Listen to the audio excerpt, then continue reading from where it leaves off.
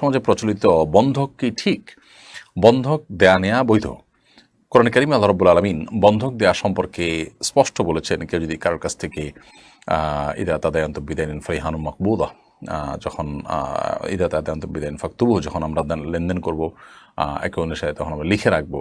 এবং যদি এমন হয় যে আমরা কোনো জায়গায় কারোর কাছ থেকে ঋণ নিতে গেলে তিনি আমাকে দিয়ে আনসেফ ফিল করতে পারেন, তাহলে সেক্ষেত্রে আমরা বন্ধক রেখে লোন নিতে পারি। কোরআনে পরিষ্কারভাবে বলেছে, বিধায় বন্ধক নেওয়া জায়েজ আছে, বন্ধক রাখাও জায়েজ আছে। কিন্তু বন্ধকি জিনিস যিনি লোন দিয়েছেন বন্ধক রেখে, তার জন্য ভোগ করা জায়েজ নয়। তিনি এটা রেখে দিবেন শুধুমাত্র গ্যারান্টি হিসাবে, তার যে লোন তিনি দিয়েছেন সেটা যদি আদায় করতে ঘড়িমসি করা হয়, তাহলে এটা বিক্রি করে বা উদ্যোগ নিয়ে তিনি এটার বিহিত করবেন, সেই চেষ্টা তিনি করতে পারেন। এর বাইরে আসলে বন্ধক দিয়ে